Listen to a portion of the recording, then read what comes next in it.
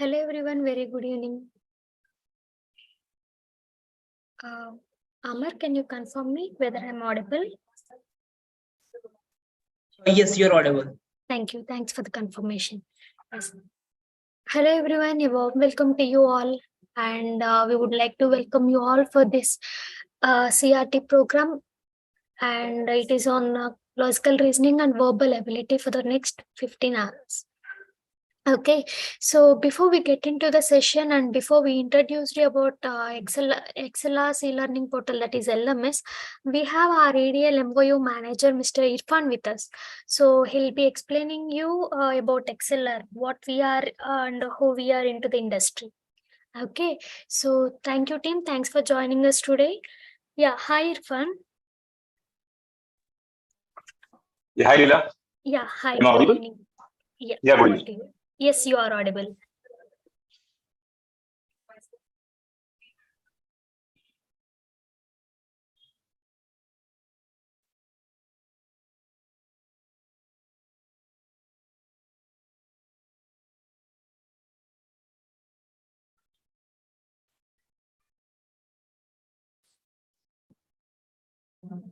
Yes, Irfan, you may start. Yeah, the count is still increasing. So Oh, okay. let's wait for 1 minute only, and then Sure, I'll sure. start. Sure.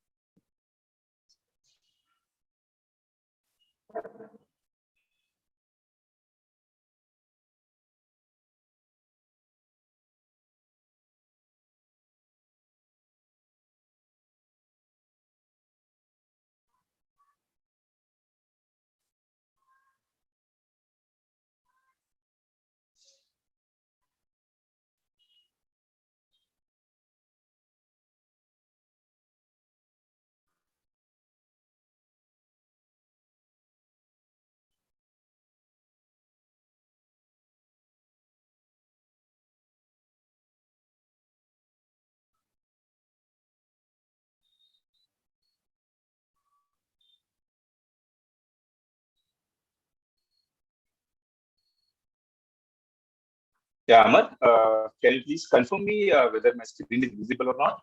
Yeah. Your screen is visible. You can go ahead. Okay. Thank you for confirmation.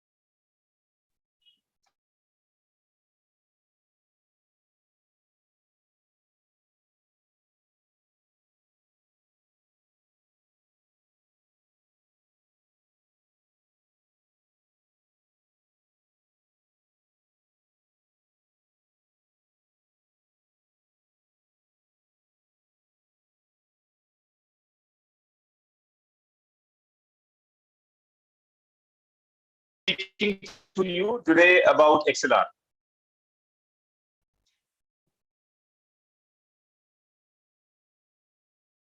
Very popular among students, faculties, and colleges.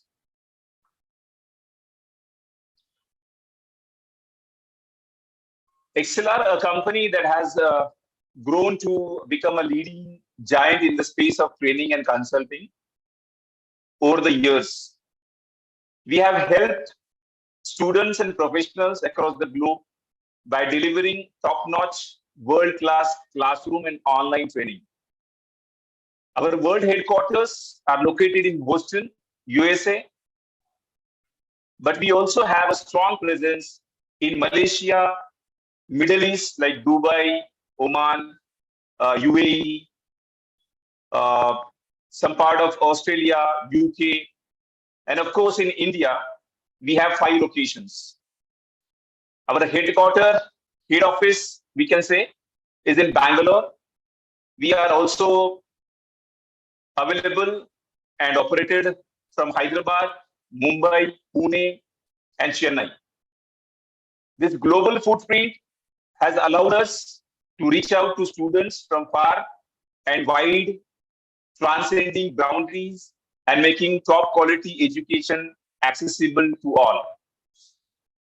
Our team of experts is passionate and dedicated with a wealth of experience in a variety of domains, including data science, machine learning, artificial intelligence, IoT, cloud computing, project management.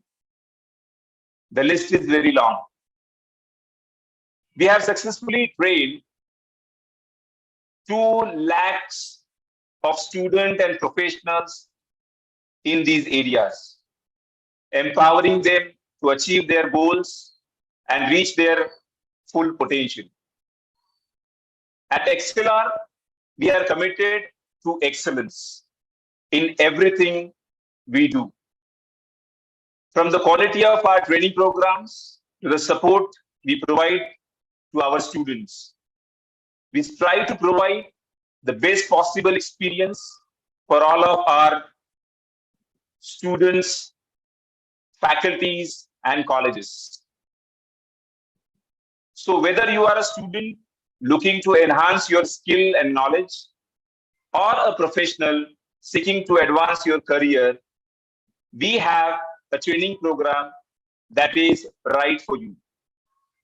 I encourage you to learn more about ExcelR and its training deliveries and discover all that we have offered to you. You can visit us at www.excelr.com. We are also available on all social media platforms like Facebook, Instagram, Twitter, LinkedIn, Telegram, and YouTube. I would like to request Amar, please drop all these links in the chat window so that students and faculties can access those links.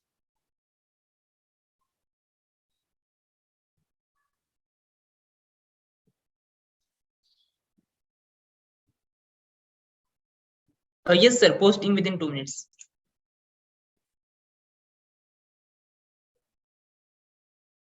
Thank you, Amar. Moving further, let's talk about our industry partners. So you can easily see on your screen, these are our industry partners. Actually, the list is very long. The importance of industry partnership in the world of business. At our company, we are fortunate to have strong partnership with the industry leaders such as IBM, Infosys. The list is you can see on the screen. So these partnerships allows us to stay at the forefront of the technological development and trends, and to offer our students and faculties or colleges the most innovative and effective solutions possible. We are also providing industry and college campus connect. Our industry partners provides us with the valuable insights and perspectives from different sectors and industries, helping us to stay agile and adapt to the changing needs of the market. But the benefits of industry partnerships go beyond just access to resources and knowledge.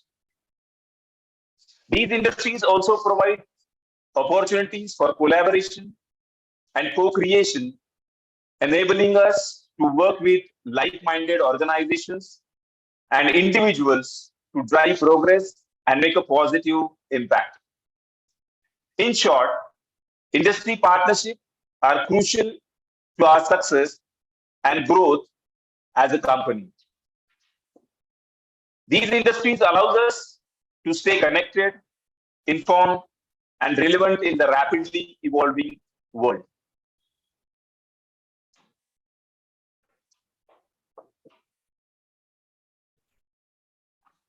Like industry partners, we have a lot of academic partners as well. Recently, we have reached 500 collaboration with the colleges. We are associated and we have a MOU with the 500 plus colleges in Pan India. Regarding this academic partners, basically the importance of academic partnership in the world of education and research. At our organization, we are proud to have strong partnerships with the esteemed academic institutions such as Amity University, IIT Madras, Stinbis University, BITS Pilani. So these are our academic partners. These partnerships allows us to stay at the forefront of innovation and discovery, and to offer our students and faculties access to some of the best minds and resources in their field. These partnerships also provide opportunities for collaboration and co-creation, enabling us to work with the leading researchers and educators to advance knowledge and solve some of the world's most pressing challenges. But the benefits of academic partnerships go beyond just access to resources and expertise. These partnerships also foster a sense of community and collaboration among students and faculties, fostering an environment of learning and growth that is truly unique. In short, academic partnerships are crucial to our mission as an organization. These partnerships allow us to stay connected, informed, and engaged in the world of academia and research. Moving ahead, coming to this EDL program, Everyday Learning. I'm very much delighted to speak to you about a program that is Everyday Learning program that is near and dear to our hearts. Our free application-oriented learning sessions on trending technologies. These sessions are led by industry experts with in-depth knowledge on the subjects and provide students and faculties with a chance to learn about real-world solutions and gain hands-on experience in some of the most in-demand technologies. Our objective with these sessions is threefold. First is, we want to provide application-oriented training that is relevant and useful to students and faculties alike. Second, we want to give students the opportunity to get hands-on experience with the technologies that are driving innovation and growth in the industry. And the third is, we want to help students, colleges to fulfill some of the requirements set forth by accreditation bodies such as NAC and NDA. By offering these sessions for free, yes, you are listening rightly, for free, we are able to make valuable industry insights and practical skills accessible to a wide range of learners. We believe that this type of learning is a critical for preparing students for their success in their career.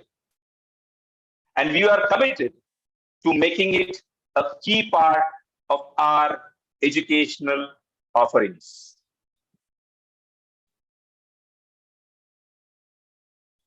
Moving ahead, these are our everyday learning offerings.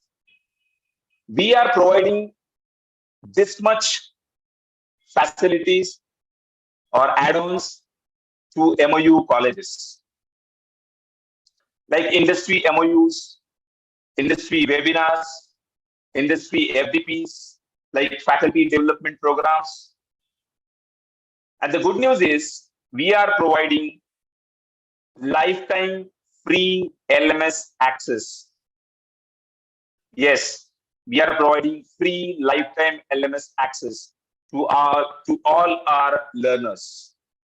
Similarly, we are also offering professional training, assignments and assessment in your LMS access on your dashboards. We are providing projects and internship in some of the cases. Then we will be having placement preparation sessions. So a lot more is coming soon under this everyday learning offerings. Moving further, let's talk about trainings for students and faculties. For that, you are waiting for.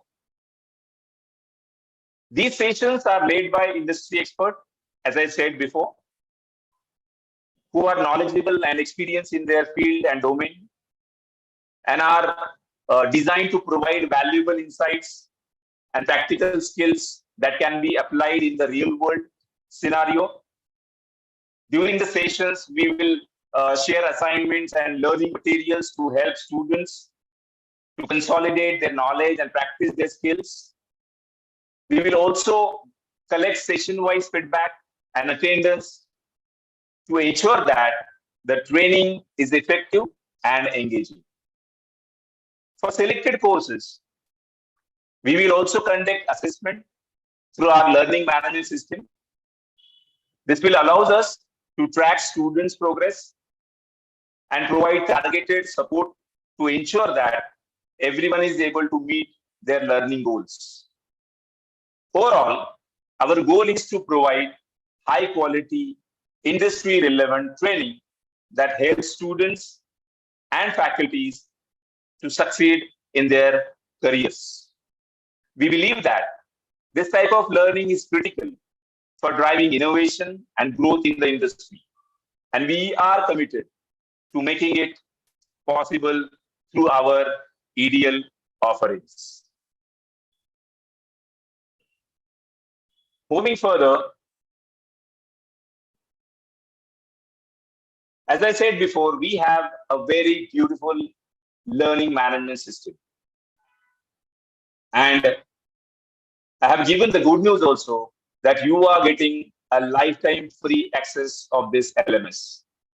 How to use this LMS? My subordinate, Leela, the LMS coordinator, will explain you afterwards each and every detail regarding this LMS, how to access this LMS. Okay. Moving ahead, let's talk about this project's internship and placement preparation. So dear students and faculties, we are appealing you. You are getting these benefits like projects, internship and placement preparations after signing MOU with the ExcelR. So I request all faculties and students, please talk to your colleagues and your friends and spread the word that if you collaborate with the ExcelR, then under this collaboration, we are providing lots of things to our MOU colleges.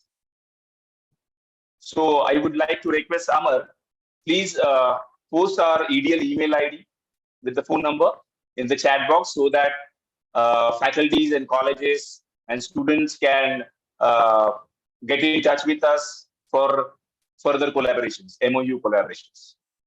Amar? Yes, sir, posting. Okay, thank you.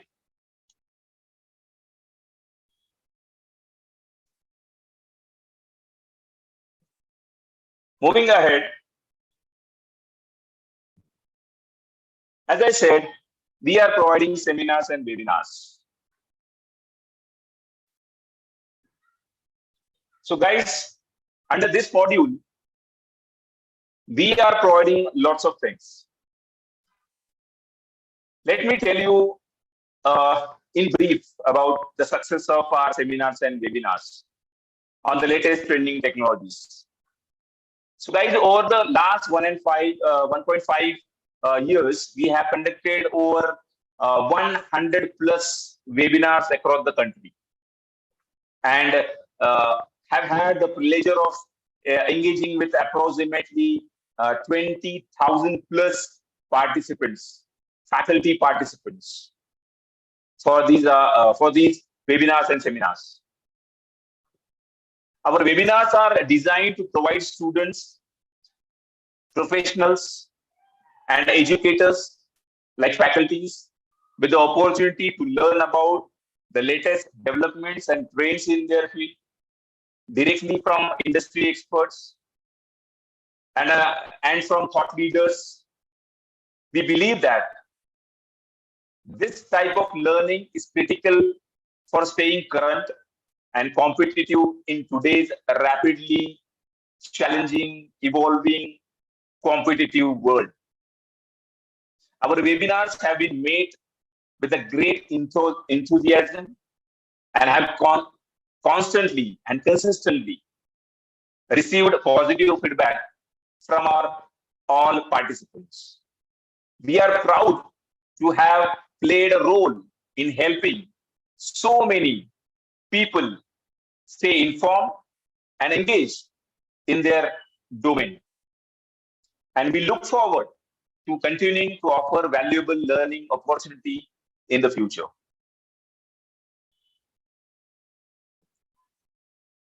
Moving further,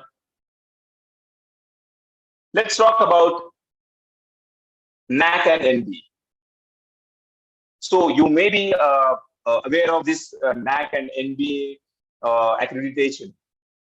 That's why I was asking you guys, please connect your colleges, your faculties to ExcelR so that we can give you more insight on these NAC and NBA.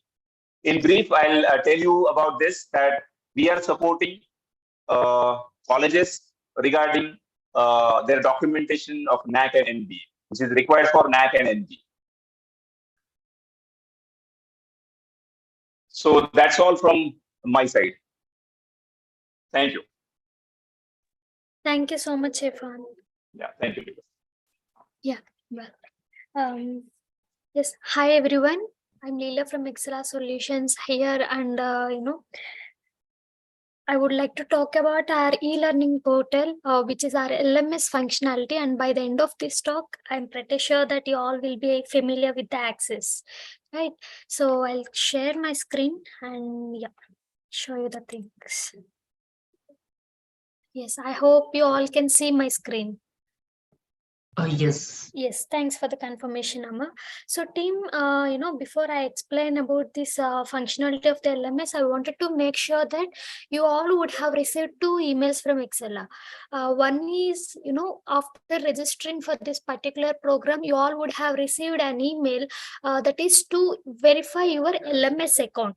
So if you clearly observe that email ID, you all might see one link where you can click on it and you can set your password. Suppose if you fail to set up the password to this particular LMS, no worry, then I'll explain you an alternative way where you can set your password again. And the second email which I'm referring about is whatever the course access you have, like you all have registered for this particular campus recruitment training, which is on verbal ability and logical reasoning, right? So you would have received that email that you have access for this particular classroom. right? So yes, as you all can see on my screen, this is our URL of e-learning portal. Like I'm referring it again, that is onlinelearning.excelr.com. You may go to any of the web browsers available and type this URL in it. And yeah, on this URL, this web page will come on your screen as you all see on my windows. Like, yeah, so on this right hand side, I see three options available. One is sign in, next store and register. So ignore about these two options available on my right hand side. Just you need to click on this sign in order to log in into our e-learning portal. Okay, so by the way, in this, like, I'll be explaining you about four things. Firstly, I'm going to explain the ways to join the sessions, and then I'll move on to the folder explanation, that is recordings, and then we will discuss about the materials access, like how you can download our materials and how you can practice. I mean, where you can find the practice sheets and everything.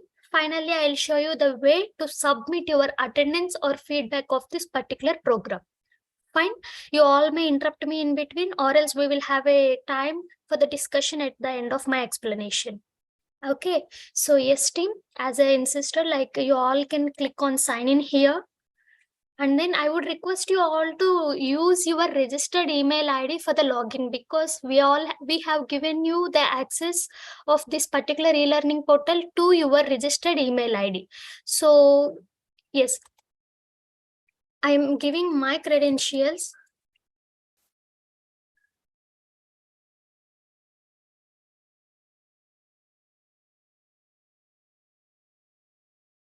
Okay, and then I'm giving my password which I have set up using the link. If you haven't,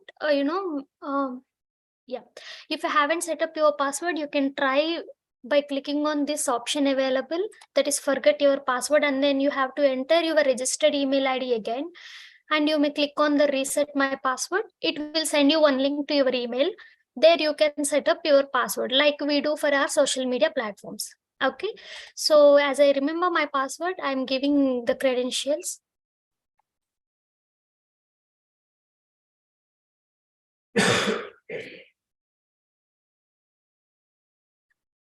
Just bear with me for some time.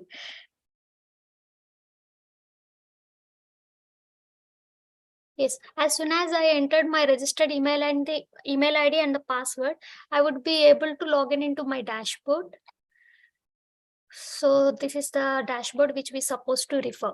Like, okay, so on your first tab, you may be able to see all these options available. One is home, my library, and everything.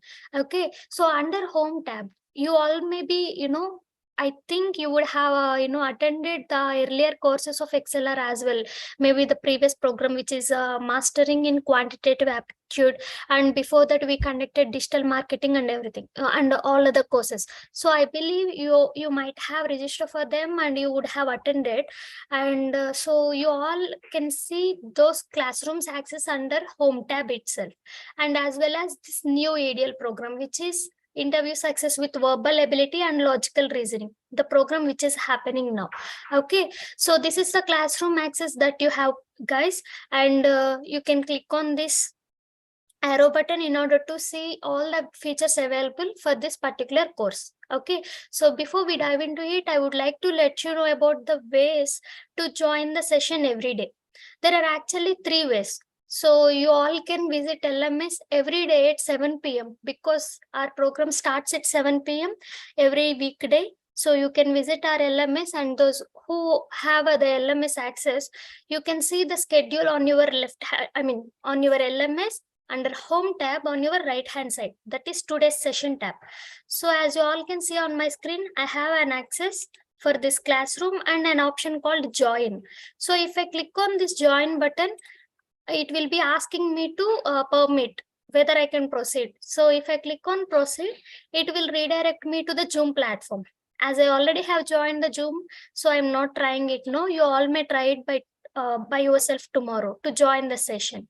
Okay, this is the first way how you can join the session every day directly from home tab under today's session tab. And the second thing is, the second way of joining the session would be when you go into the classroom, under this classroom, there are two options available. One is curriculum and the second one is Meet. So if you click on Meet, the calendar schedule will be available on your screen. Okay, so here also an option called Join is available. You can try this as well. Same, it will redirect you the Zoom platform. So team, if by any of the reasons, like you may be not able to join the session from Zoom application, so you can try joining YouTube live happening in our ExcelR's YouTube channel. So you also can view the live happening in our YouTube channel. And also, suppose if you haven't opened YouTube, then still a view an option that is from curriculum under session recordings. Again, you see a live happening here. So if you so you can play this and you can see the live happening here from LMS itself. Okay, these are the another alternative ways for joining the session every day. I hope it is clear, team. Just to make sure that you are clear with the points, I am repeating the things again. Just a second. Yes, so every day you can visit our LMS dashboard around 7 p.m. on weekdays, and you will see the schedule available under Home tab and also in the classroom under Meet tab. Okay, so if you fail to attend the Zoom application, you can view the live happening in our ExcelR's YouTube channel. Okay, so this is all about the live joining ways, team. And the second the second feature I'm talking about, the session recordings. So this LMS access will remain same with you for the lifetime. Okay, you can come to the LMS and you can refer these recordings at any particular of time. And so yes, under session recordings tab, you will see the daily recordings available. Suppose if you visit LMS tomorrow, you will see today's recording available in your LMS. So once this live is happened, then you will see the recording available in your LMS dashboard. Okay, and yeah, and you can refer these recordings at any time. And coming to the third folder, which is reference materials. So once the session is done, whatever materials which our trainer referred in the session, we will upload them in the LMS and you can refer them. If it is PDF, you can only access them from LMS. They are not downloadable. If they are files or any practice sheets, we make them downloadable and you can download to your device. Okay, I will show them as well. So click on this reference materials tab, and under that you will see the PDF available. I uploaded one of the PDFs for your reference. So you can refer the PDF from LMS itself like this.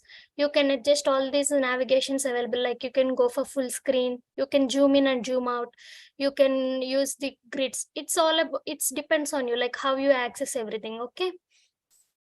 So once the session is done, suppose if our trainer is talking about tenses today, we will avail that material by tomorrow. So likewise, once the topic is done, we will upload those materials for your reference.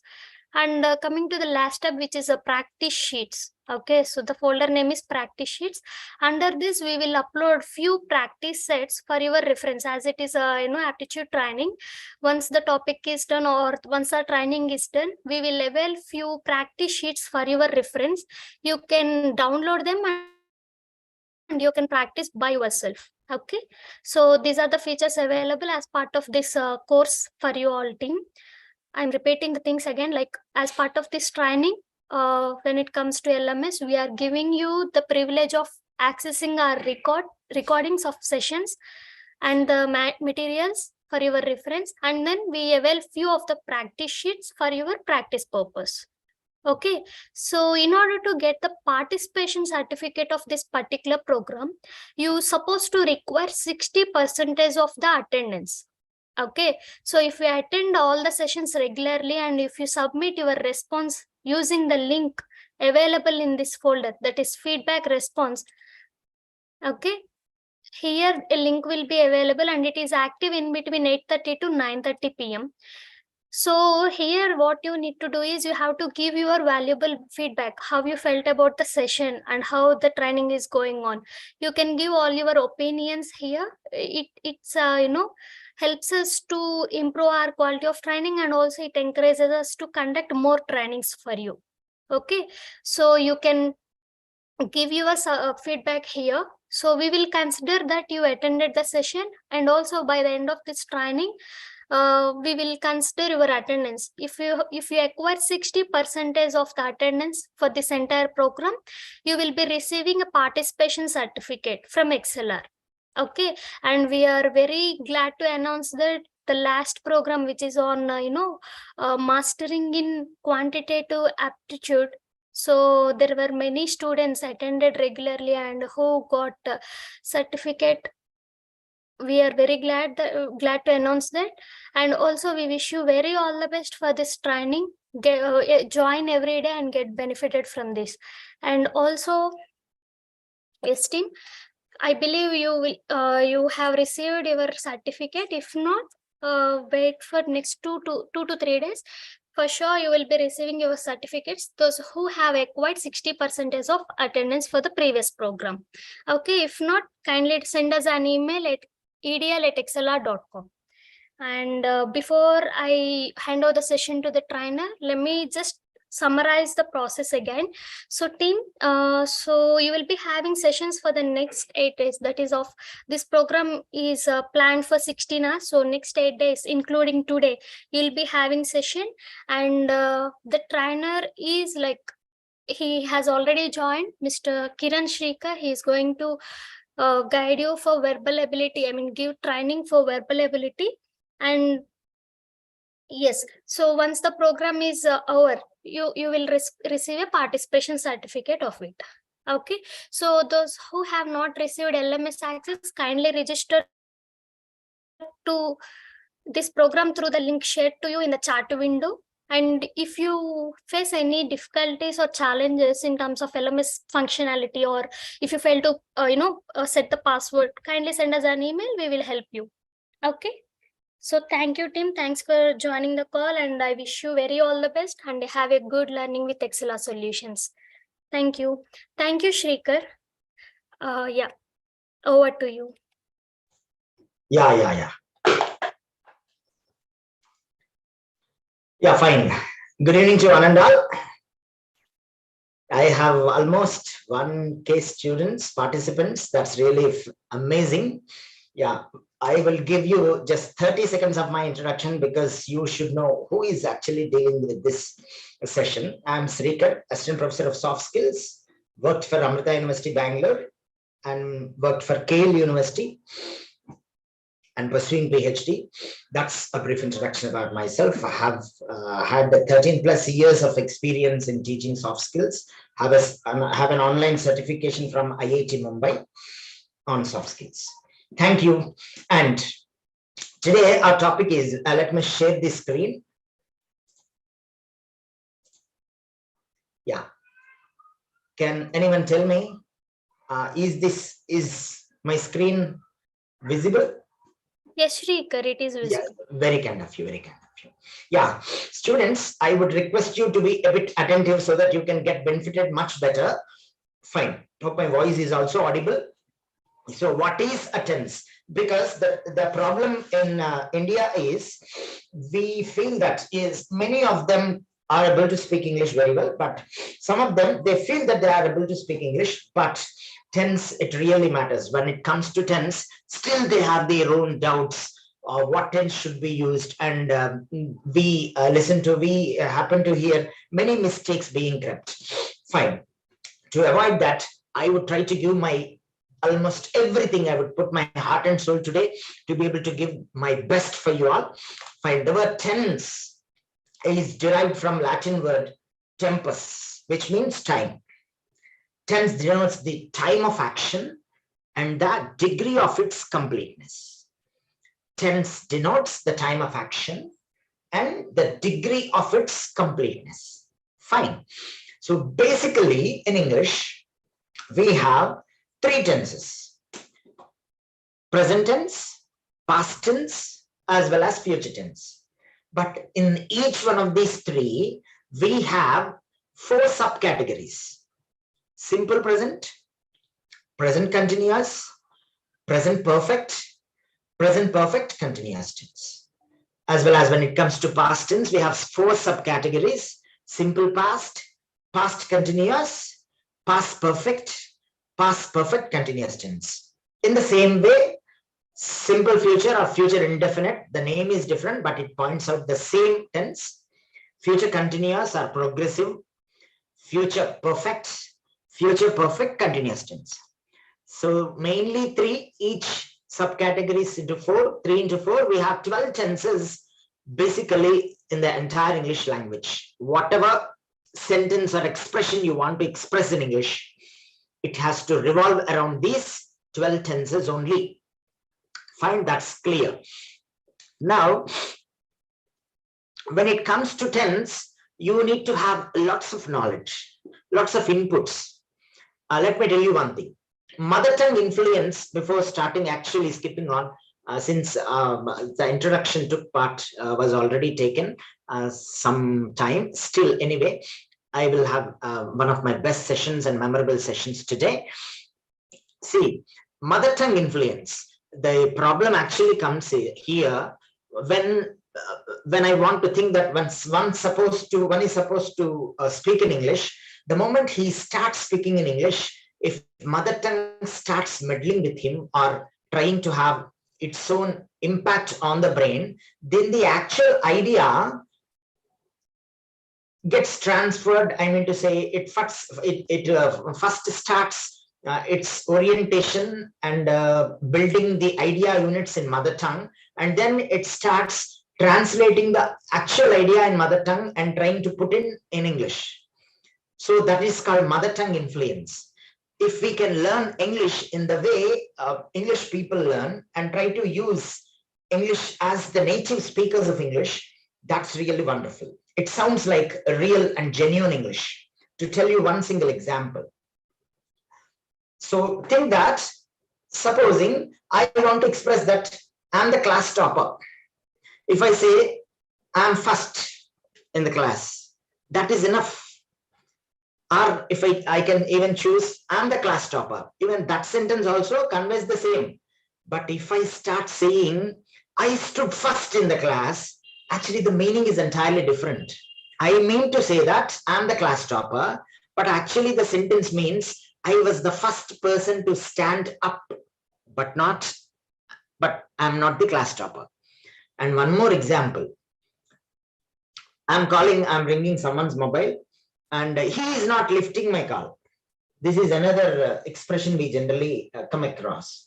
He's not answering my call is the correct option or correct way of expressing in English, because there is nothing being lifted here actually. He's not answering my call.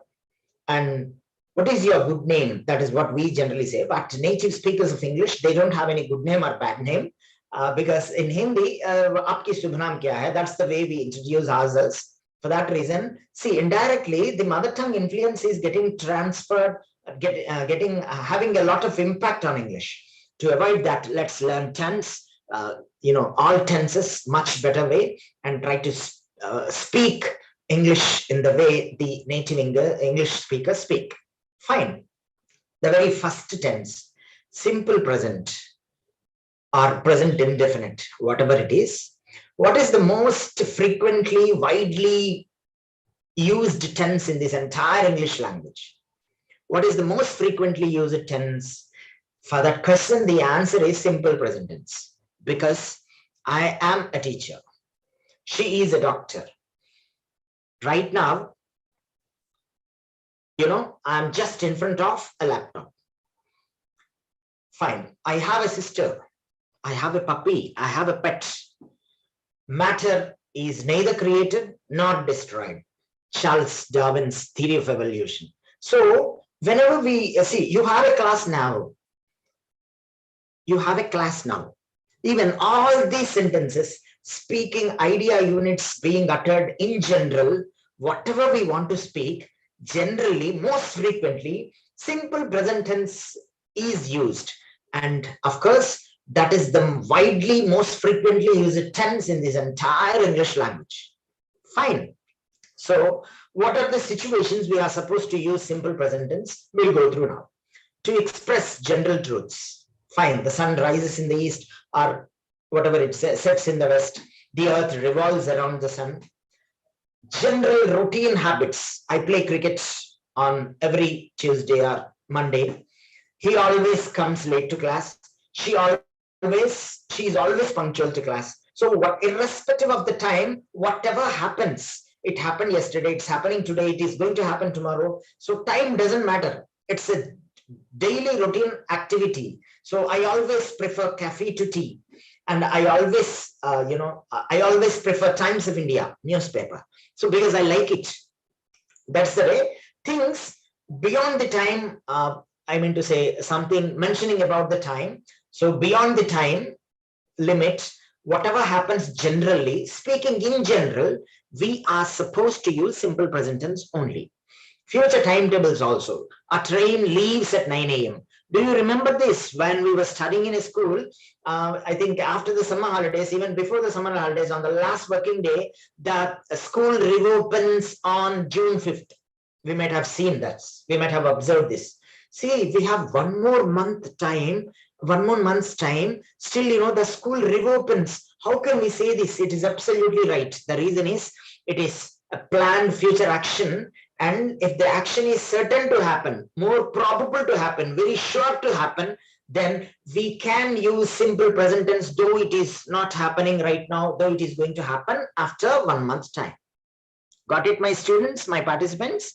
So future timetables, if it is a planned future action, if it is future actions are entirely different from planned future actions. If it is very planned and it is very certain to happen, sure to happen, then you can express it. You can express that in simple present tense. The elementary example is the school reopens on June 5th, which we get it even before 1 month before, written on the notice board. Fine, that is absolutely right. Please don't get confused in that. So future, references something like when, and I think I won't go out until it stops raining. Permanent situations, he works in a bank, he is a doctor, something like that. For newspaper headlines, to make it more lively, man enters space. Actually, that entering or launching the satellite might have been done 1 day before or a few hours before. But to make it lively, for live presentation, newspaper headlines, they always prefer, most probably, simple present tense only. So with non-progressive, I believe that you are innocent, like that. When telling stories, something like, I'm explaining Ramayana or Mahabharata right now, or I'm explaining a movie right now, something like lively to one of my friends, then I would tell that now Shah Rukh Khan enters the space, or something like that. Now Rama takes an arrow, aims at Ravana and kills him. So this happened 5,000 years back, but it is called dramatic present. To make it more lively while explaining stories, while narrating something, to make it more emphasizingly lively, we can use, it is right to use simple present tense. So for giving directions, please turn to the left, next turn to right to Juhu Beach. After that, you'll find 1 lane, something like that. So you, and giving instructions also. First of all, you break the eggs and whisk with your sugar, something like that. Fine. And the time frame is almost, usually, generally, when we use these words, time frame, we generally use simple present tense. Generally, my aunt never turns up on time. Very often, I play with puppies. Frequently, I go there. Sometimes I visit Juhu Beach for recreation. Occasionally, I watch serials on TV. And rarely, seldom also, it means rarely. This is an adverb actually. Fine. So with these time frames, we generally use simple present tense. And every day, on Monday, something like that. I have a class on Monday. So today is actually Monday, fine. I have a class on next Monday. I have a class. Remember, students, have, has, these two without past participles. they mean simple present tense. For an example, I have a sister. What is the tense of this sentence? Simple present tense, because I have not used any past participle or V3 form, right? If I say I had a sister, it means she's no more. It is simple past tense.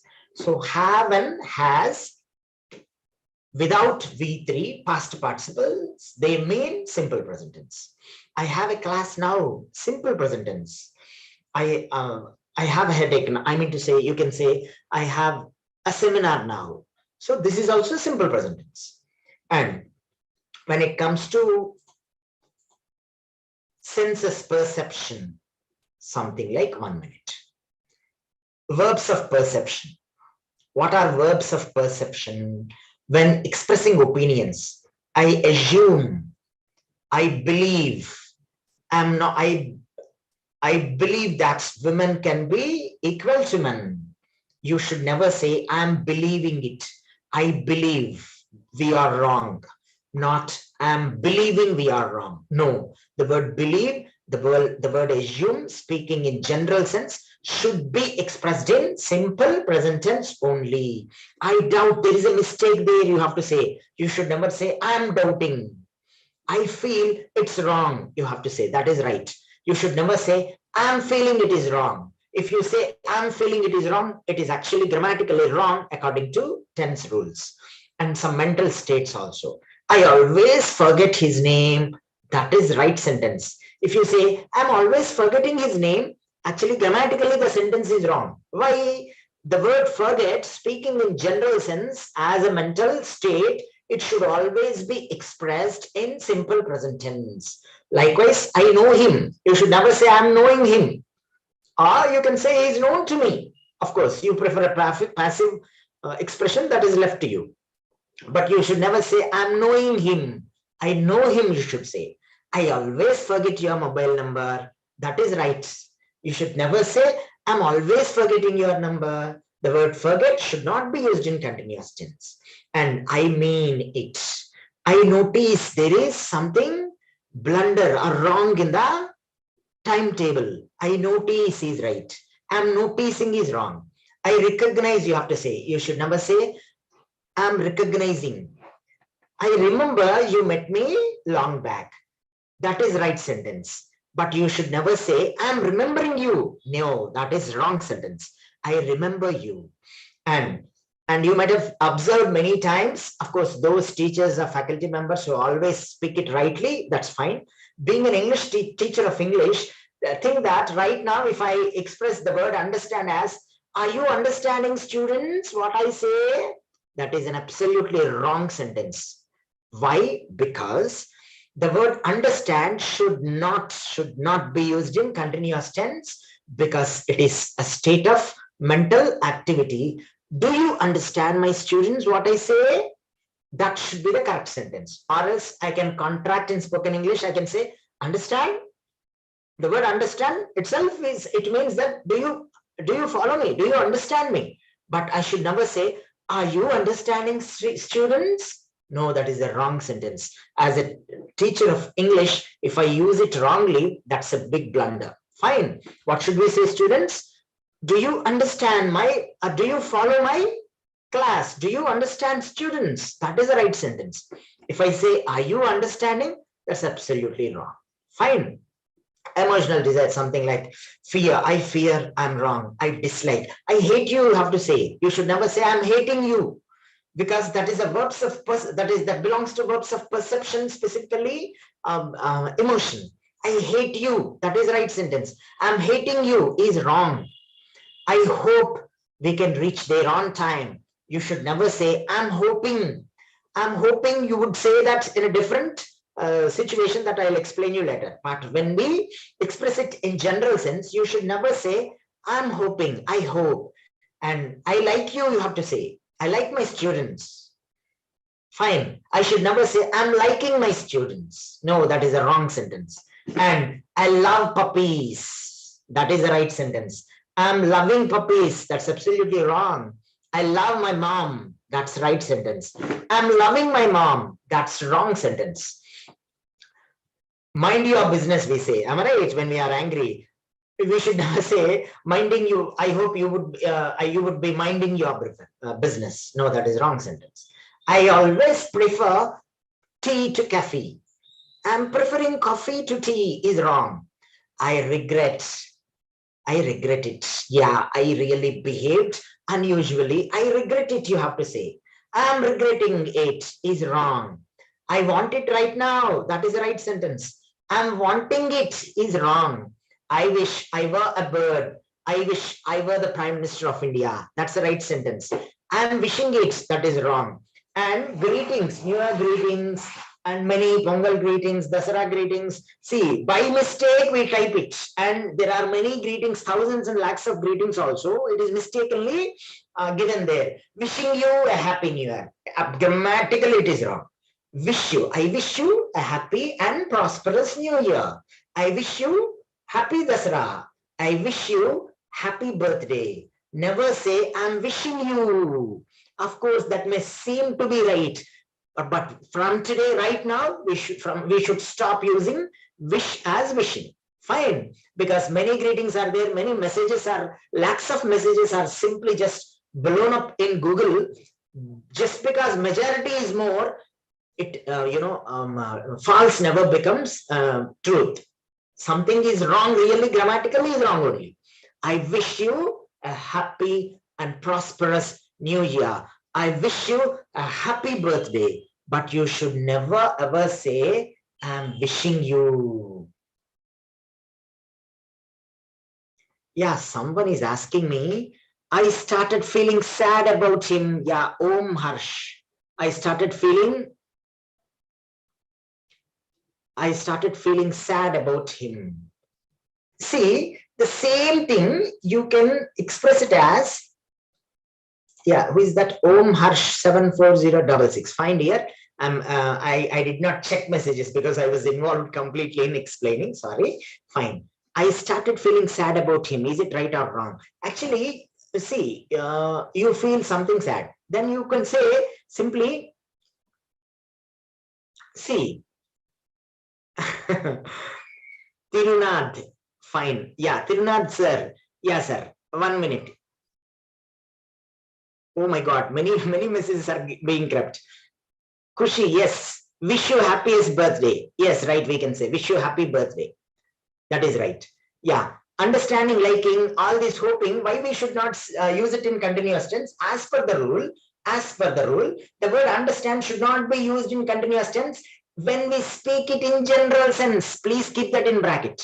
When we want to express that in general, the word hoping is there, the word understanding is there in English. That is fine. But see, I'll tell you one example. I think there is a mistake. That is right. If I say I'm thinking, when can I use I'm thinking? I can use I'm thinking. But when should I use? Now, thinking that just now, one day before I got my 10th class results. And after that, I'm going to I'm going to choose +1 and +2. I'm trying to have some options. Should I prefer BPC or MPC? Now I can say, Mr. Srikar, what are you going to take? Are you going to take up BPC, or are you going to choose BPC or MPC? Then I can say, I'm thinking. Now, when I say I'm thinking here, it means I'm evaluating between the two options, whether I should take BPC or MPC. I'm not right now decisive. My decision is pending. I'm evaluating all the opportunities here. That is the meaning of the word thinking. If I say I'm thinking, means I'm trying to evaluate between the two options. The process is not complete. But when I say it in general, I think there is a mistake. I should use, I think there is a mistake. But you should never say, I'm thinking there is a mistake. I believe that women are equal to men. We should never say, I'm believing that women are equal to men. Because as a verb of perception, speaking in general sense, I should use it in simple present tense. And in court cases, in movies, you might have watched it. I object, Your Honor, is always right. We should never say, I'm objecting, Your Honor. The reason is the word object also falls in verbs of perception. Simply type it in Google, verbs of perception, simple present tense rules. 16 lakhs websites you will get it, including BBC. Fine. So that's it. Wish you a happy birthday. Fine. So wishing, actually the word wish should always be used in simple present tense when you want to wish somebody. Wishing, see, when you use it, if you want to use the word wishing, that's an entirely different situation, because we will explain all those things. It becomes 11 o'clock today. Fine. So verbs of perception. Yeah, I started feeling sad about him, right or wrong?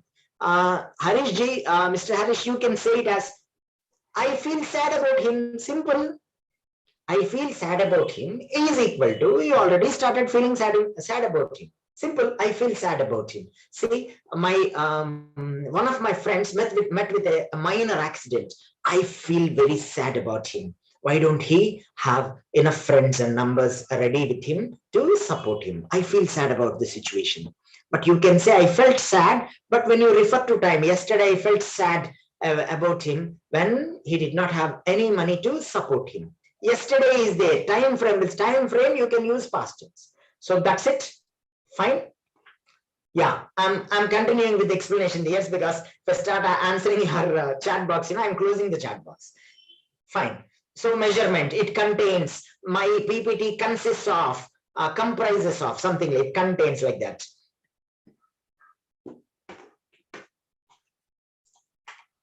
Yeah, now coming back to present continuous tense.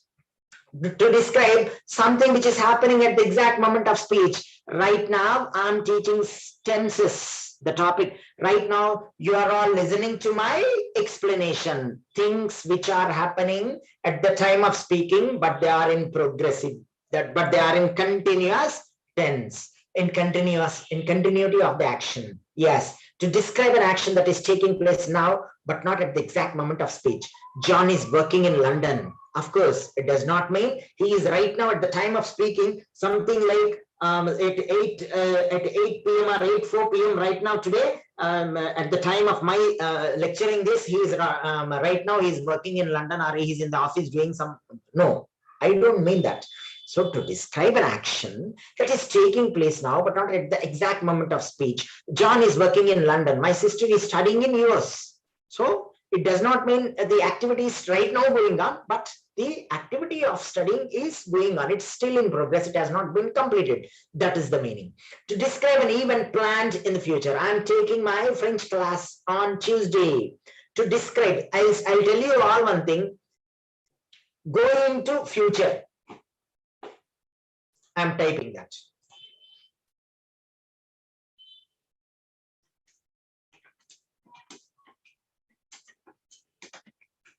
Yeah, I am going to meet your father tomorrow.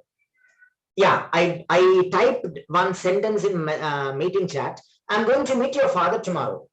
Going to future, it is called.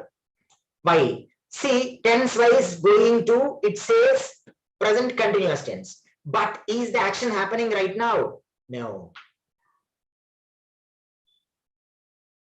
Oh my God, my message went to only one. Sorry. To everyone in meeting, I'm selecting. Oh my God. 1 minute. I'm going to meet your father. Yeah. I hope everyone has got my message now. Fine. I'm going to meet your father tomorrow. Please observe the sentence. Going to indicates present continuous tense, tense wise. But is the action happening right now? No. It's going to happen tomorrow. The word tomorrow indicates simple future. Am I right? So is it right? Absolutely right. The reason is it is called going to future. It is a planned future action. For planned future actions, two tenses can be used strangely. So for planned future actions, type simply going to future examples in Google, you'll get it. For planned future actions, we can use present continuous tense. I will meet your father tomorrow is different. I'm going to meet your father tomorrow is different. If I use I'm going to, what is the difference? It is a planned future action.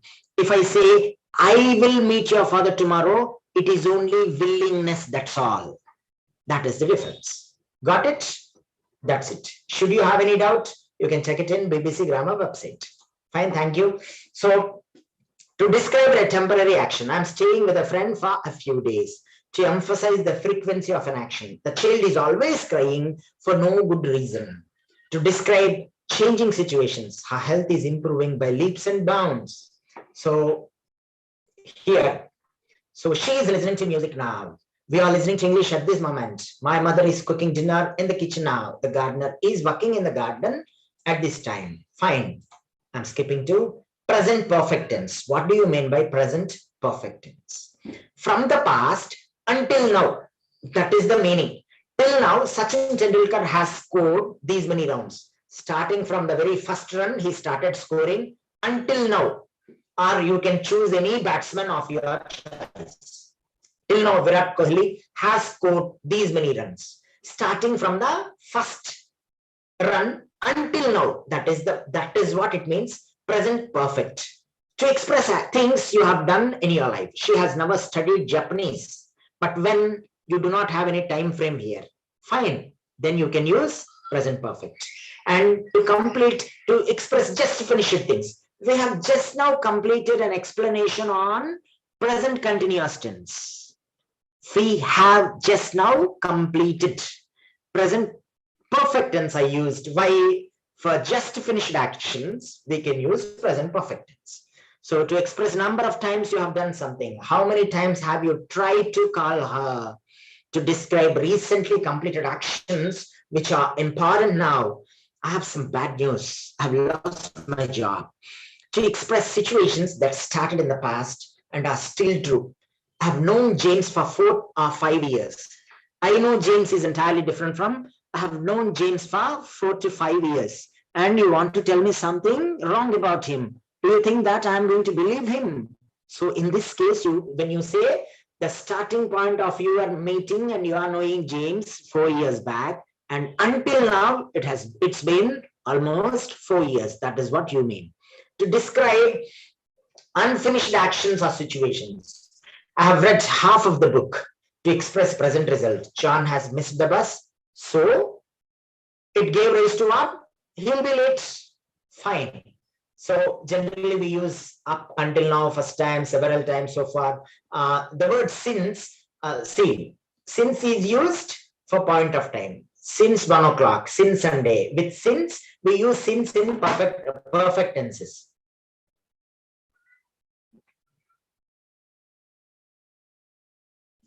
We use since with perfect tenses. Since is used for point of time.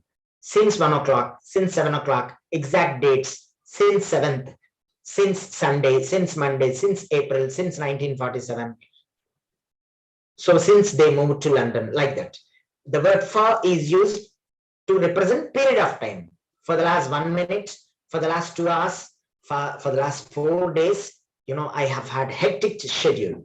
For the last 2 months, I've been working on forensic science. For the last 5 years, she has been studying here, something like that. So since is used for point of time, the word for is used for period of time.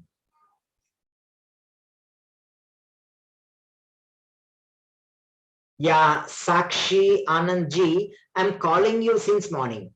You can use it as present continuous tense. I've been calling you. I have been calling you since morning, right? That would be better one. Likita Florence, sorry sir to disturb, I joined late to class. Can you please say me what does this subject is for? Yeah, we are dealing with Likita ji. Actually, we are teaching something. First topic is tenses. Next one is voice. Anyway, some time has already been completed for giving introduction on the organization. That's really wonderful organization. I feel delighted to be part of with you all. Fine. That's it. So, sir, will we get this PPT as a study material? Surely you'll get it. Please don't worry. General student mindset is, Can they get the PPT or the whatever that is being taught? Yes, when I was a student, I also did the same thing in the Central University, Allahabad, University of Allahabad. Fine. So I was eager. I was very worried about getting the PPT, getting the material. Fine. That's it. That's general students' mindset. You will get it. Whatever I am going to teach now, I am teaching right now. Whatever you see that right now in the screen, on the screen, you will get it, dear. Don't worry. Please do stop thinking about getting materials and try to concentrate. See, whatever you write it on your minds or in your minds permanently, that is the actual thing. So material is there in internet, material is there across the world. Fine. Thank you. Fine. It's really great. Nice to interact with you. I'm closing the chat box. Fine. Yeah. Present perfect continuous tense is most widely used ask tense for written tests for Infosys, AMCAT, Wipro, and all these things. Fine. So to express long actions that started in the past and continue until now. The best example you can see on the right side, Monica has been working in Wipro since 2016. What does this sentence mean? This sentence wants to refer for present perfect continuous tense is used here. It should be used. Why? The reason is Monica started working in 2016 in Wipro.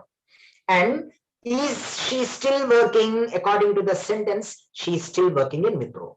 So for an action already started in the past and is still going on right now at the time of speaking, we always or we should use present perfect continuous tense. I've been teaching, I've been online since 7 p.m. today or 6:45 p.m. today. When did I start being online? When did I join exactly to this Zoom session, ExcelR session at 6:45? Am I still continuing? Yes. I've been online since 6:45 p.m. today. What does it mean? I already started being online and I'm still going on. It's still going on. I'm connected. She has been working for Infosys for 10 years, since 2016. So that is the difference. So for an action already started in the past and is still going on right now at the time of speaking, you have to use present perfect continuous tense. Express recent actions that have clear evidence or results now. Her eyes are red because she has been crying all evening. Hope you got it. Typically, the sentence is used for shorter, more temporary situations. Have they been learning English this week? Yeah, that's also correct. The mechanic has been repairing our refrigerator. So the time frame is not mentioned. It means he already started and still his repairing process is still there. It's going on right now. So you have been smoking. If I say he started long back and his his habit of smoking is still going on. Fine. He has been walking. She has been singing a song. Fine. All these things for an action already started in the past and is still continuing. We have to use present perfect continuous tense. Someone messaged in the chat box. I've been searching my book for 4 days. Is this sentence right or wrong? Revati Patil. Yes, that sentence is absolutely right. Absolutely right. Revati Patil. Yes. I've been searching my book for 4 days. Absolutely right. Absolutely right. It means your searching process is still on. It's going on. You haven't yet found that. That is the meaning. In that sense, that is absolutely right. Good. People started using it. Good. Your application is, so students want to apply it immediately. Very good. Simple past tense or past simple or past indefinite. You call it with any word you like. Name is different, but the concept is same. India achieved independence in 1947. Simple example.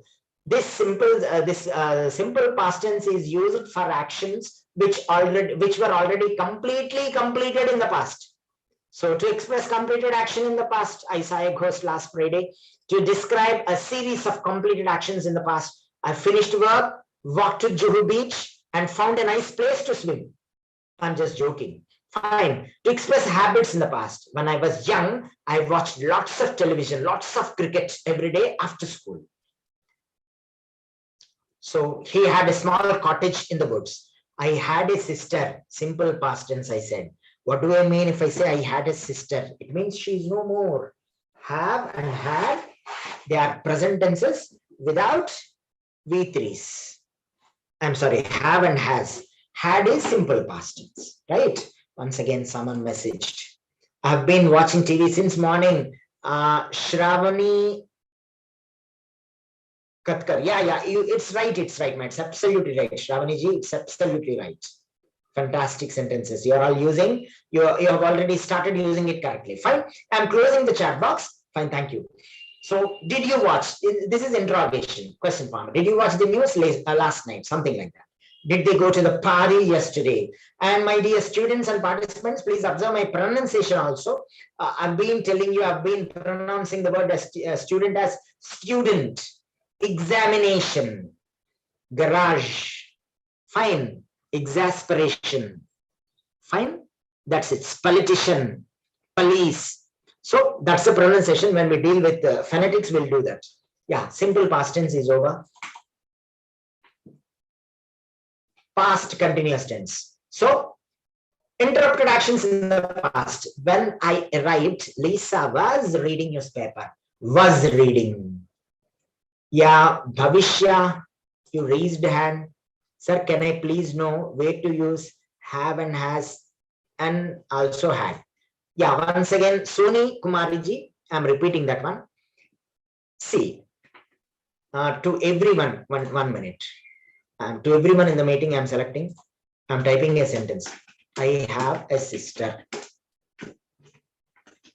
Here, the word have is used without V3 past participle format. So this is simple present tense. I have a sister. If she is alive, I should say I have a sister. If I say I had a sister, the sentence is simple past tense. Fine. If I say, see, have and has, both are used in simple present and present perfect tenses. If I say, yeah, I have, we have, they have, she has, yeah, see, first person singular I, first person plural we, I have, we have. For these two, we have to select have only. And second person singular and plural, both you. You have, you have. For these two also have only. And third person plural, students have an examination now. They have an examination now. Third person plural have. Only with the third person singular, we always use has. That is the difference. Fine? Got it? When we use both have and has together, actually, Sakshiji, we never use have and has both together. Fine? There is no sentence in English where we use have and has both, side by side, just like that. I have had, I can say. I had had it, I can say. I had had. I have had. She has had it. That's present perfect. That's that explanation is. It takes half an hour to 40 minutes once again to explain only that sentence. Fine. But have and has both together, side by side, we never use it. Fine. Remember this thing. With third person singulars, we always use has. He has. Rama has. Spider-Man has. He-Man has. Our Prime Minister Narendra Modi ji has a tight security. Fine. But I have. First person singular. I have. We have a class. First person plural. You have, you have. For singular and plural, both you only. So these two have only. For third person plural also, they have. The students have. Our teachers have a seminar. So third person plural have. For all other things have, only for third person singular. She has. Mohan has. The building has. Fine. Only for third person singulars, we always use has. Yeah, Vishal is asking, I have not money. Vishalji, what you have to do is, I don't have money is correct sentence. And Soumya is asking me, Lata has 2 pair of shoes. Lata has is right usage. Yeah, Srikar sir. Sandeep ji. Yeah, fine. It's not my having, actually, to tell you frankly. It is the rule we are following, that sir. Fine. Yeah, I'm closing the chat box, my dear students, because I have to complete this. Srikar sir has knowledge, something you said, na? Yeah, Srikar sir, when you take myself as a third person, yeah, that is third person, so I should use has only. But if I say I, the subject is I should use have. Fine, got it. So in interrupted actions, I've closed the chat box. Please don't message because I have to complete this. Interrupted actions in the past. When I arrived, Lisa was reading. Was plus read main verb plus ing. That is the syntax for past continuous. Specific time as an interruption. Last night at 11 o'clock, I was sleeping. A series of parallel actions. When I came to the school, or when I reached the school bell was ringing. Many students were running towards the garden. Teachers were going out from classrooms. Parallel actions. My family was eating the dinner while I was working. Or my family was having the dinner while I was working. So past continuous tense. Arrangements in the past also you can say. I was upset because I was leaving this place that morning. I was upset because I was leaving this place that morning. Past continuous tense. Rahul. I don't have laptop. Correct sentence. Om Harsh. You have to go or you has to go. Oh my God. Om Harsh ji, you have to go. You should not say you has to go. Has is only reserved for third person singulars only. For you, you will always use have only. Fine. Blindly, you can use have with you, whatever it is. Fine. Thank you. I'm closing. Yeah. Past perfect. Yeah, past perfect. To describe an action finished before another action. Richard had gone out when his wife arrived in the office. I'll tell you one thing.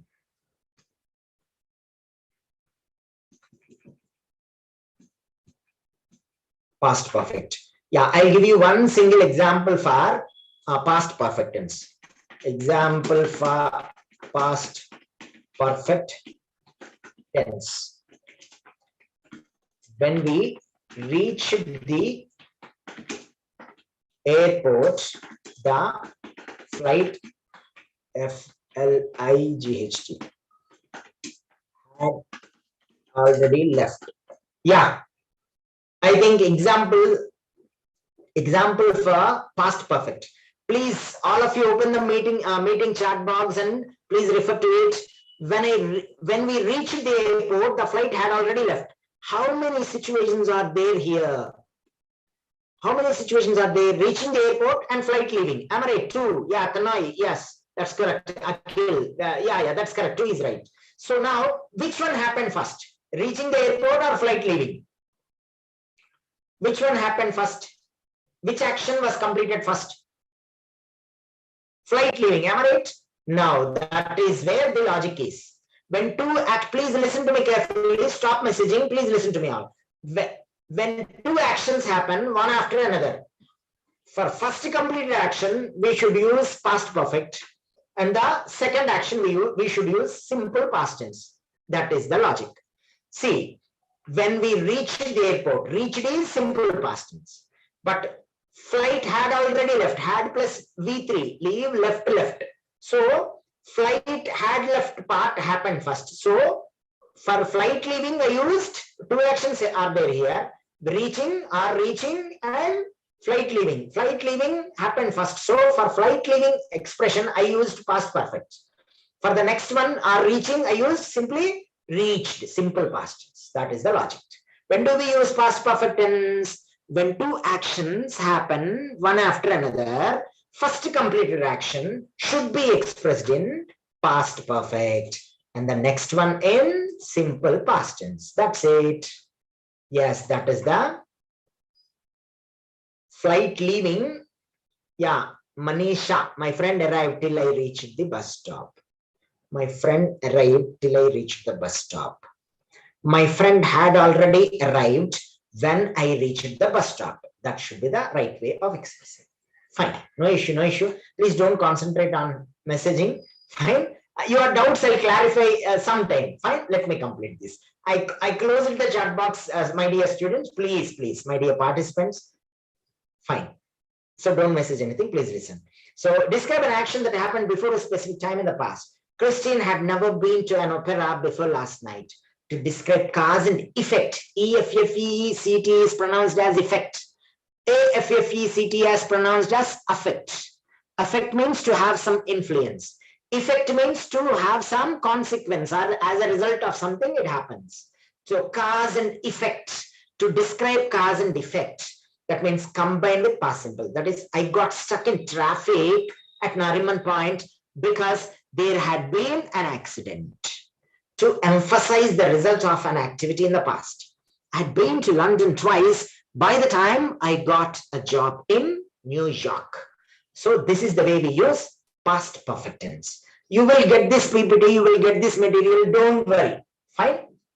Once again, that student mindset. Yeah, next, past perfect continuous tense. Hope I should be able to complete at least one topic because, yeah, past perfect continuous tense is used to express the past action already started and continued up to another action or time in the past. The best example is, we had been looking for the wallet for 2 hours when Susan found it. So till Susan found it, we already started looking and it went on for 2 hours. And it ended there. Why? Because Susan already found it. So how do we express this one? We had been, LOOK, look, ing, main verb plus ing. We had been looking for the wallet for 2 hours when Susan found it. And in some other situations, an event which finished just before another past event, to express the cause of the second event. How do we express this? The ground was wet. Why? It had been raining all day. The ground was wet. We are explaining something in the past. Please try to understand that one. The ground was wet. It had been raining all day. That is the reason why the ground was wet. That was my intention to tell. In reported speech, in direct, indirect speech also, we use past perfect. They said it had been raining. So if in direct speech, if it is, the sentence is, it was raining, then we change it as past continuous tense should be changed as past perfect continuous tense. For that rule, and while changing from direct to indirect, we use past perfect continuous tense. Fine. When I explain that in direct and indirect speech, I'll explain. And simple future. So that is simple. Yeah, someone messaged me, when we reached the airport, the flight had took off. This sentence right or wrong? Yeah, Maulika.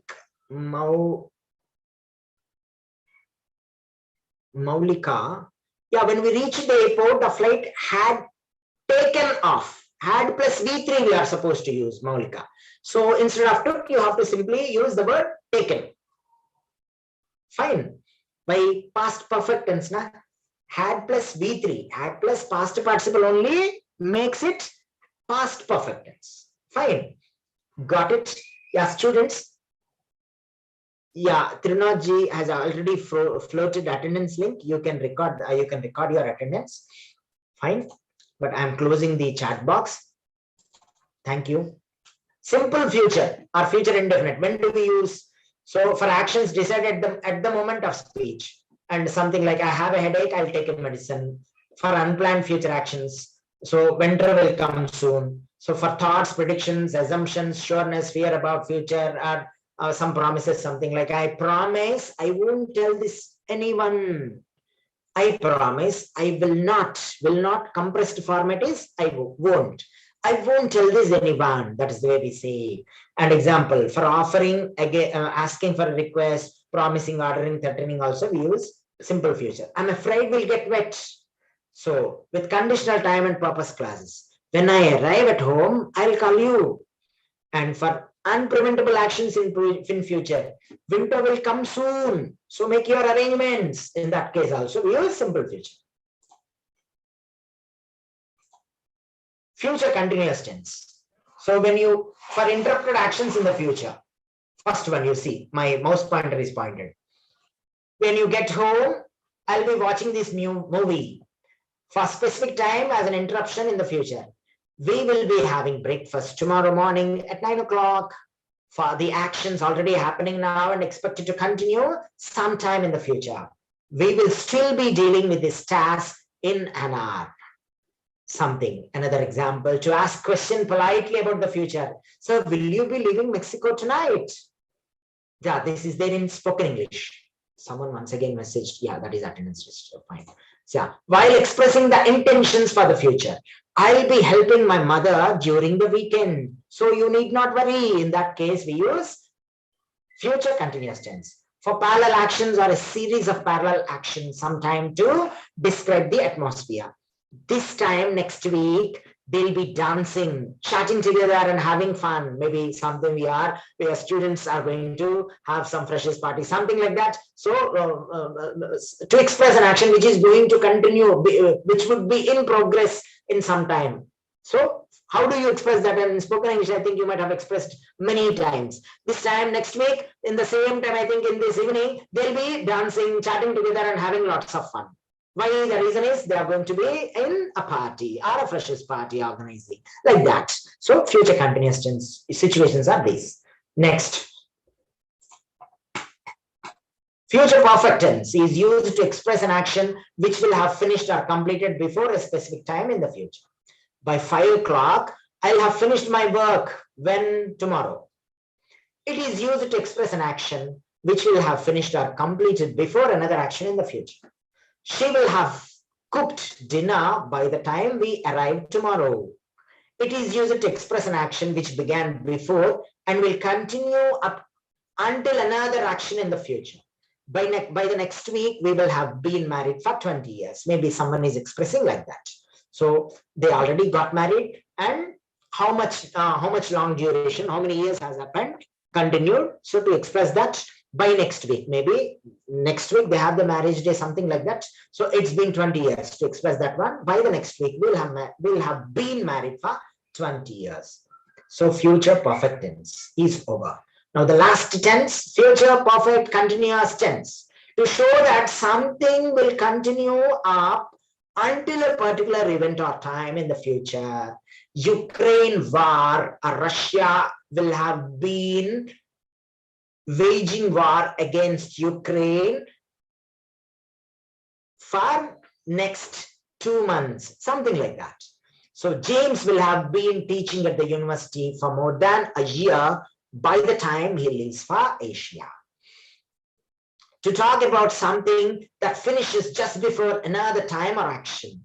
I'll be tired when I get home because I'll have been working for over an hour. So this is the way we use future perfect continuous tense. Jhansi Lakshmi, yeah, someone messaged me, can I use she will be cooked before we arrive, sir? No. If you use she will be cooked, it's something like someone is cooking her. No. She will have completed cooking, or she will have cooked. She will have cooked. She will have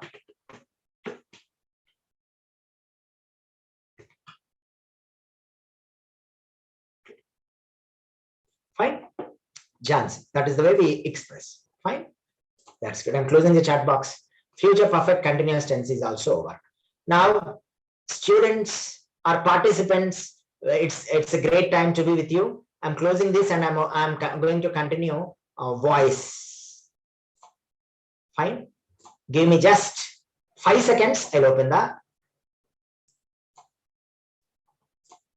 voice.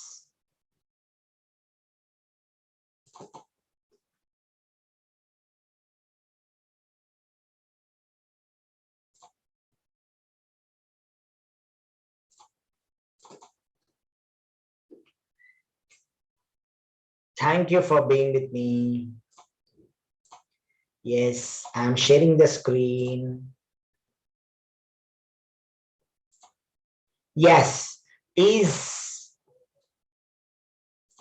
Yeah, students, can someone unmute and tell me, is the screen visible to you? Yes, sir. Screen is visible. Yeah, thank you, sir. Thank you. Yeah, voice. Students, we know that active voice is there, passive voice is there. But if someone asks you, what is voice? Suddenly, unexpected question, what do you say? Yeah, we have active voice, we have passive voice, that is fine. That is actually, everyone knows that one. That is, there is nothing that I would tell you. Fine. Now you tell me, what is voice? If someone asks you, what is voice? You have to tell them that voice is a form of verb. That is also, voice also is one of the forms of verb. It is one of the forms of verb. Fine. Voice is, voice is a form of verb. It tells us whether what is denoted by the subject is doing something or having something done to us. What is the definition of voice? Voice is one of the forms of verbs. After one of them, we have to use plural. That's why, see, one of the forms of verbs. What does it tell? It conveys what is done by the subject. See, what is denoted, what is being explained by the subject as an action. Is it doing something, or is it receiving an action to it? If the subject is doing something, that is active voice. If an action is being received by someone else, then it is passive voice. Voice is the quality of a verb, this is the actually better definition. Voice is the quality of a verb which indicates whether the subject is acting or being acted upon. Right? We have active voice and passive voice. What is active voice? Active voice is used to indicate that the grammatical subject of the verb, that means subject. In a sentence, we have subject, verb, and object. So if the subject is used, if the subject of the it is to indicate that the grammatical subject of the verb is performing an action or causing that happening denoted by the verb. So if the subject is involved in doing or performing an action, we try to express the emphasization, the focus on subject's involvement in doing something, then we try to express it in active voice. If something is happening or if the action is being received, then we use it as passive voice. So active voice adds clarity and places responsibility where it belongs. Means active voice always gives clarity. So active voice can make our writing more clear. Passive voice is used to indicate that the grammatical subject of the verb is the receiver of the action, not the source. So it is receiving some action by something else. In that case, we try to express it in passive voice. Fine. Example, the ball was hit. The ball was hit by the boy or someone else. Here, what is the subject? The ball is the subject. So, did the subject do something? No, someone else did it something to ball. What is that? They hit the ball. So, we say the ball was. This is the B form. Hit, hit, hit. This is the V3 form, past participle form. The ball was hit. Now, simple logic I'm giving. I am typing a sentence. All please take it seriously. The birds are flying. FLYING, flying in the air. Change it into passive. The birds are flying in the air. To everyone I type, please take it seriously and change it into passive form. Because to explain this, I need that your input there. The birds are flying in the air. Try to change it in passive if it is possible. You can type the messages. The air has been flown by birds. Yes. Amrita, hats off. Amrita, that's really good, good, good. I appreciate Amrita. And Manisha, in the air, the birds are flying. Okay. You're all putting some effort. Amrita, yes, you're right. Fine, fine. Where are you all from? Very good students. Fine. And I see this is a very, very disciplined online class. Really, I should appreciate your patience and I should appreciate your curiosity and interest. Really. Amrita, it is not possible. Yes.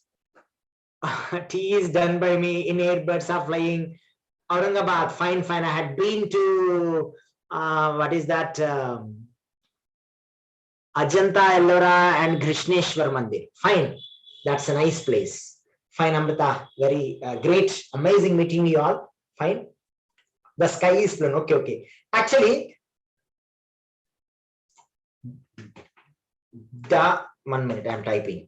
The birds are flying in the air. Passive voice is not possible for this as there is no object in the sentence. The word passive voice, to be able to construct a passive voice, it is not possible with that sentence. Why? The reason is there is no object in the sentence. How to find subject, verb, and object in a sentence? Take the same. Stop typing any messages, because I have to see that. I have to look at the same message and tell you. Now take the.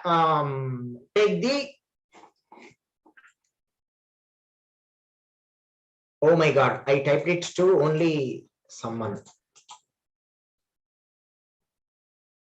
How to copy this one? Oh.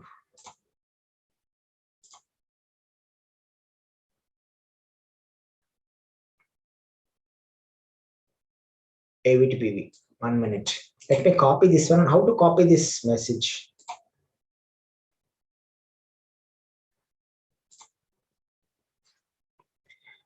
Once again, I'm typing. Ayo, once again, it is going to everyone in the meeting. The birds are flying in the air. No passive.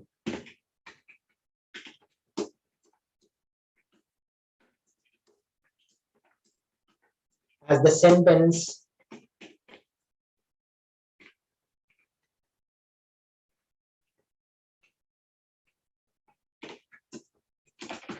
there is no object. Yeah, the birds are flying in the air. What are flying? Catch hold of the verb are flying and ask who is flying or what are flying? The birds. That is the subject. Now, what is being flown? Nothing. Birds, they themselves are flying. There is no object in the sentence. A sentence which doesn't have an object can never be changed into passive. Please remember this one. Only to test you, I asked him. I'm closing this because I have to explain. Fine.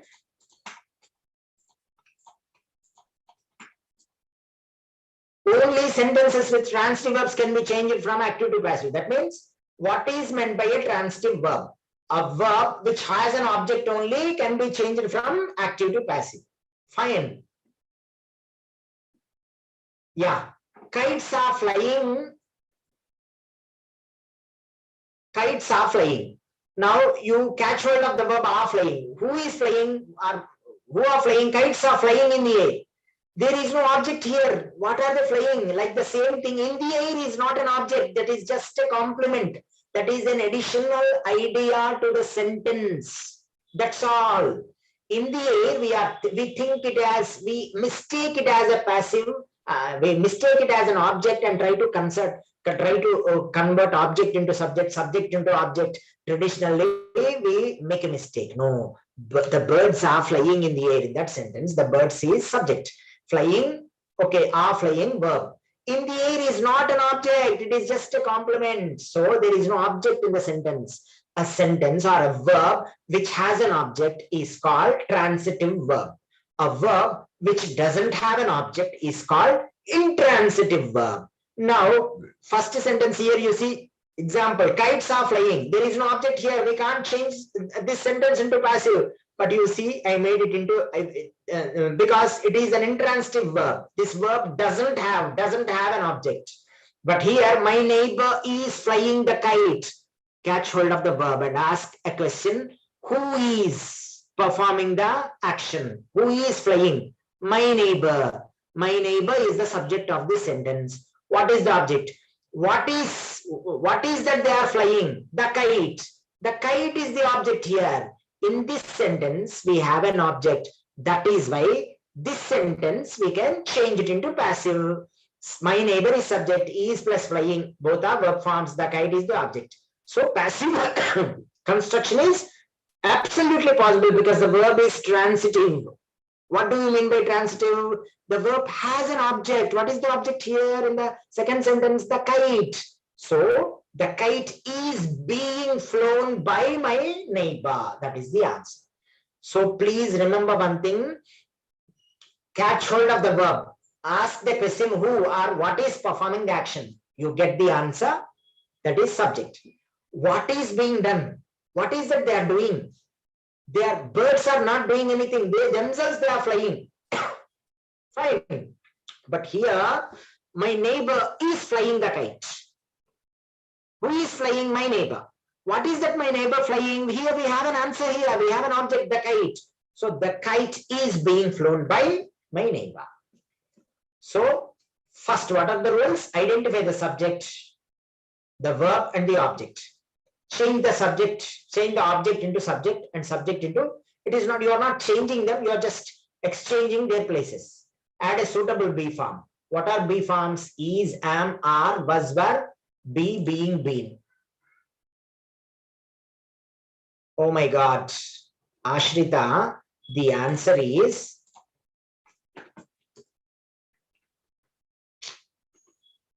one minute. So everyone is worried about the answer. My neighbor is flying the kite. The kite is being flown, flown by my NEIGHBOUR. So that is the answer.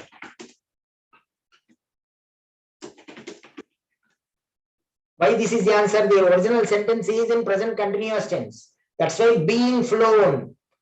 Fine. That's why you please listen. Please concentrate on listening. Huh? You can get clarified doubts later.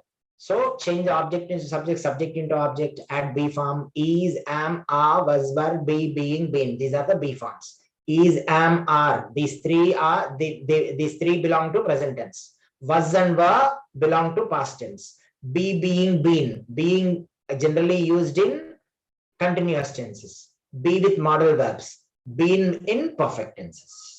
So you will get this, don't worry. Change the verb, add the suitable preposition. Remember, all verbs do not take by as common preposition. Why? Rama married Sita. Sita was married by Rama. That sentence is absolutely wrong. Sita was married to Rama. All verbs do not take by as a common preposition. Please don't do that mistake. According to the sentence, you have to use a preposition. By is not a common customer to be used while changing from active to passive. I know him. Change it into passive. He is known to me, not by me. 99% of the people, they type it, students, they get mistaken. I'm going to say they make a mistake by giving an answer. He is known by me. No. Known takes to as preposition, not by. He is known to me, not by me. Rama was married to Sita, not by Sita. Fine. Please take care. From active to passive, when you change, by is not a common preposition which can be used for all the tenses, all the words. Fine. Next. All tenses, we have 12 tenses. All tenses cannot be changed into passive. Present perfect continuous tense, past perfect continuous tense, future continuous tense, and future perfect continuous tense cannot be changed into passive. Please take one screenshot of this. Of course, you will get this PPT, still take it. In 12 tenses, these 4 tenses cannot be changed into passive because two B forms will be used. If we want to change them into passive forms, we have to use two B forms. That is the reason why passive construction is meaningless for these four tenses. Fine, take a screenshot with mobile, or you will anyway, you will get it. Yeah, I'm giving more examples, sir. I'm giving more examples. Yeah, this actually time is less since the introduction took some part. Simple present tense, active voices. He writes a letter. A letter is written by him. How did we get this? Writes. This is the verb. Who writes a letter? Ask who. Who is performing an action? The answer we get is subject, he. What does he write? A letter. When you ask what or what is the action he is doing, a letter is the object. Here we have an object here. So we can construct this into passive. So here he has been changed into him for pronoun convenience. Well, this letter, which is there an object, which was used as an object, now this has become the first place. It is used as subject. Now, what is the tense here? He writes a letter, that is in simple present tense. So a letter is, am, are, was, were, be, being, been. In these B forms, the word is suitable here. Why? The reason is present subject, a letter is third person and singular, and we don't have rights to change the tense. Which tense? The original active voice sentence is there. Same tense we have to use in passive voice also. This is simple present tense. Here also we have to use simple present tense related B form only. So a letter is, write, wrote, written. We have to use the past participle form. That is the next step. So written by him. This is the way we derived. Fine. He does not write a letter. A letter is not written by him. So they sell books. Books are sold by him. Why are here? This is third person plural. The subject books, third person plural it is. That is why we selected are. Books are sold by them. Sell, sold, sold. V3 form we have to use. She helps me. I'm helped by her. Present continuous tense. She is singing a song. A song is being sung by her. How did we get this? She is singing verb. Who is singing? She. So this is the subject. What is she singing? A song. So a song object here exchanged a place into subject first. Next. Now she became her. And we have a preposition by, meaningful preposition by here. Which tense is this? Present continuous tense. For present continuous tense, which is the B form we use? Being. Why it is continuous tense? A song is being. Now what is the step? Next step, we have to use only past participle form. What is the conjugation of verb? What are the V1 sing, V2 sang, V3 sung. So past participle is sung. So the word sung appeared here. Fine.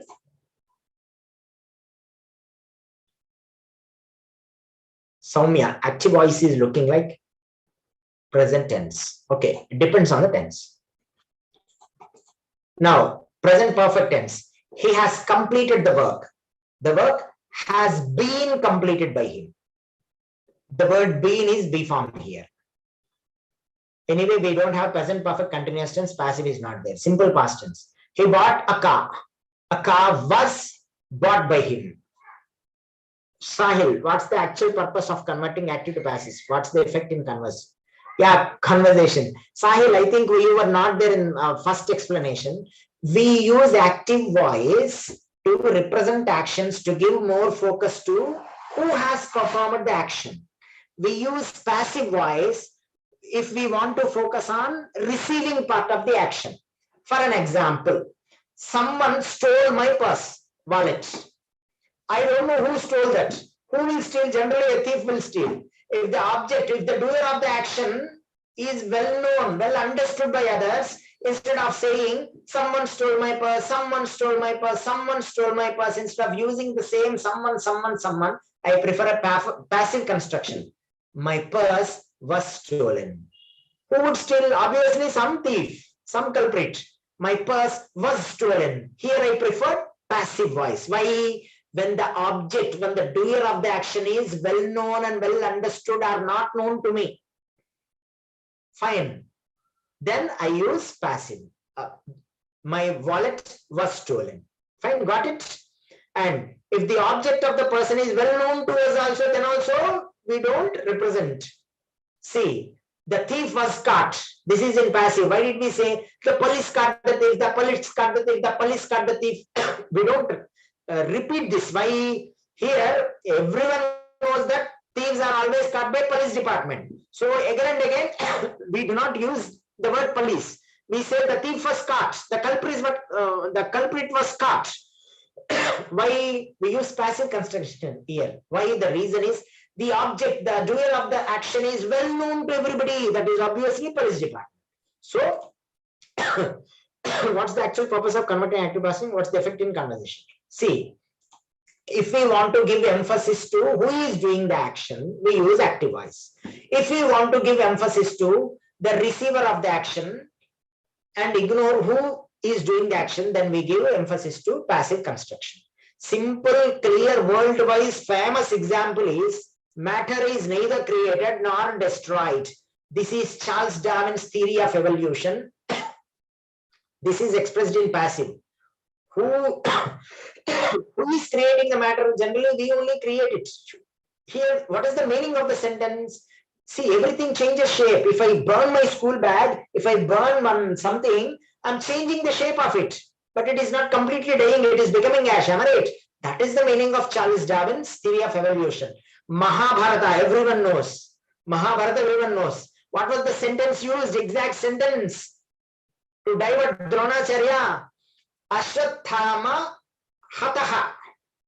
Ashwathama hataha. You know the meaning of the sentence, that is passive voice.